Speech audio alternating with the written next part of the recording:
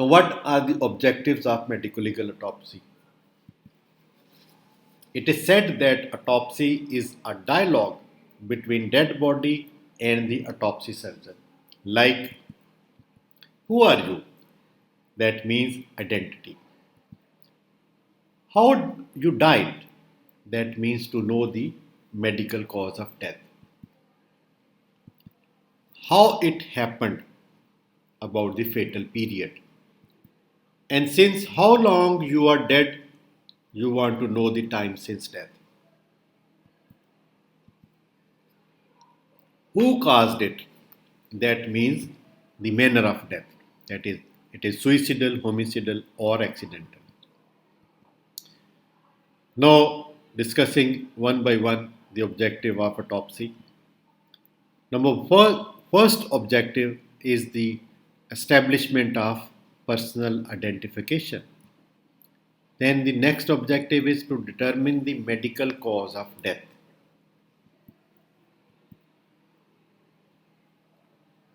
The third is the to know about the manner of death, time since death, time of death or fatal period.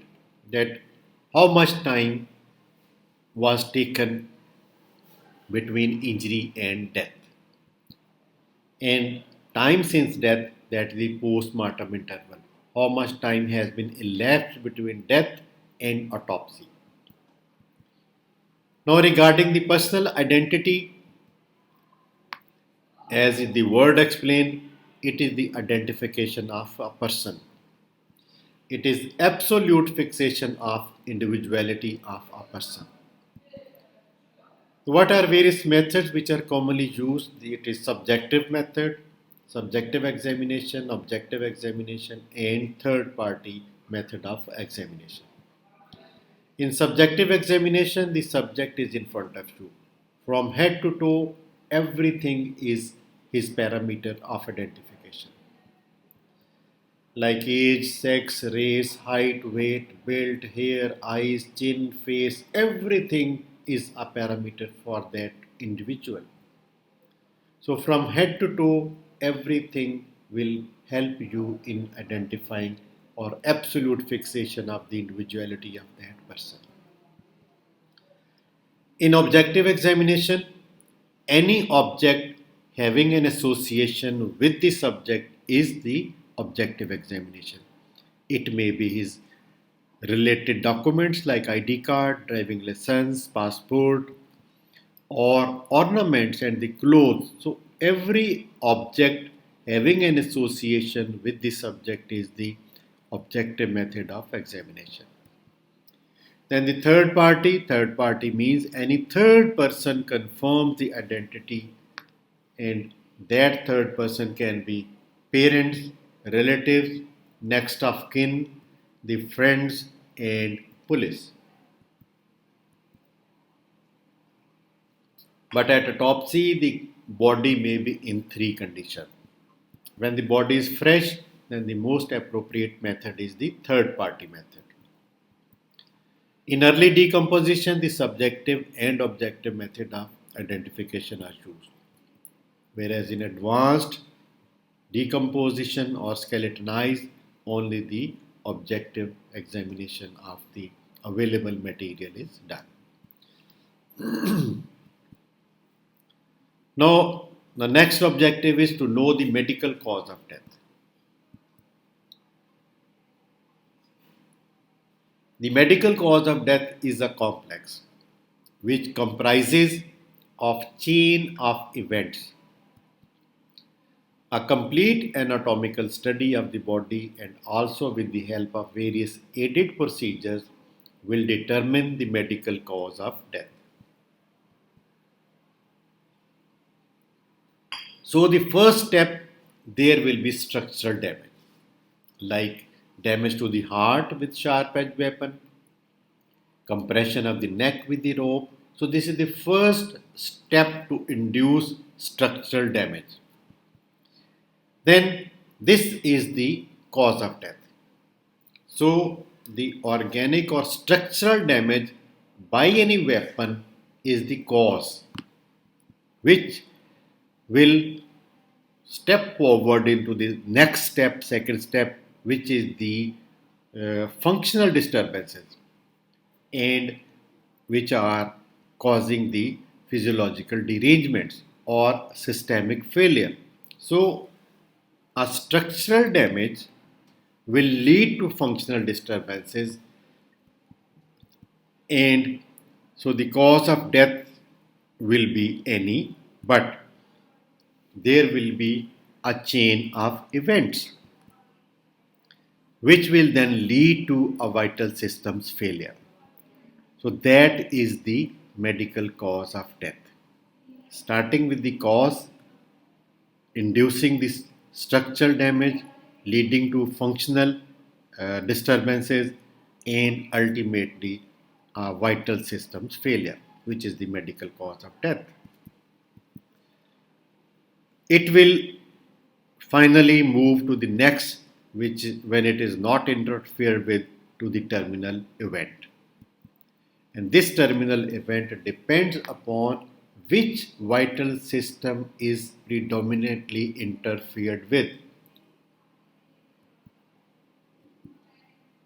As we know about the tripod of life, they are main pillars of life, that is CVS, CNS, and respiration. They are the tripod of life.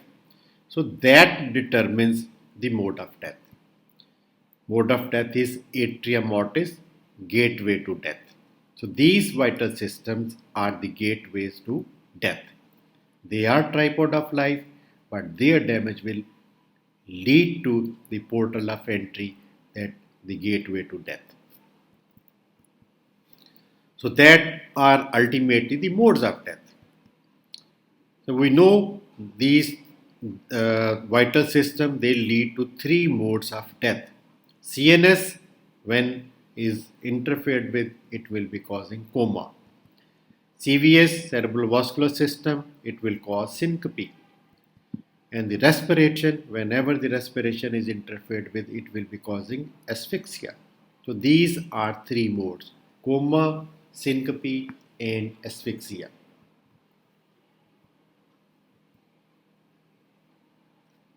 The example, like injury to the heart by knife, is the structural damage. Will cause profuse hemorrhage is the functional disturbance, and will further lead to circulatory shock or syncope, which is the terminal event. So cause will be leading to mechanism, and mechanism will be ultimately leading to mode.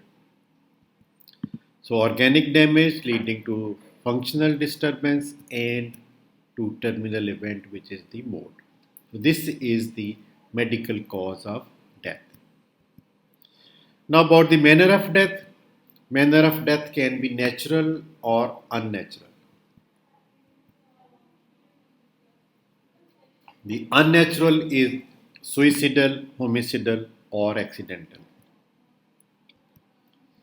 To determine the manner of death, it is the combined study of medical and non-medical part. The non-medical is the study at the scene of crime, which is done by the police in our country. And the medical part is done by the doctors conducting the autopsy.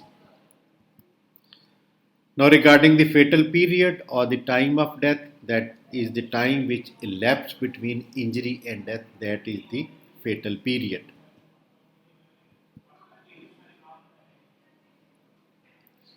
This is the time which is elapsed from occurrence of the event of happening till the death occurs. This event may be natural or unnatural. This is the length of time for which the person remained alive.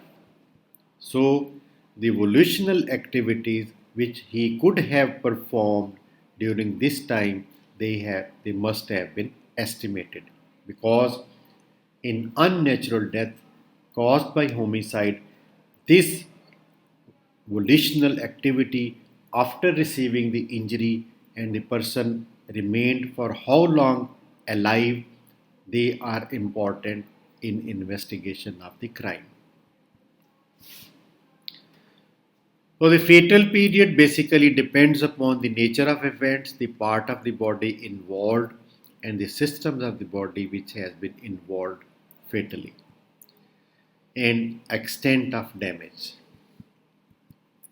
It is determined by the study of chronological sequence of events leading to death. Now, regarding determination of post-mortem interval, which means how much time has been elapsed between death and autopsy.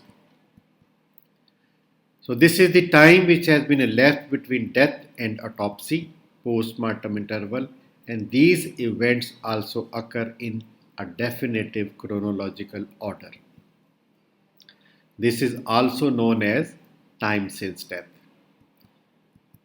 And these changes, they are time related and their rate of appearance is in an order, and they are affected by certain factors. Greater the postmortem interval, greater will be the range of time since death. So this is calculated from the changes which appear after death, and they can be divided into immediate changes, early changes, and late changes. The immediate changes, they are basically signs of death at the moment of dying, and this is because of the loss of tripod of life. And immediate changes or the immediate signs of death, they are uh, signs of brain death,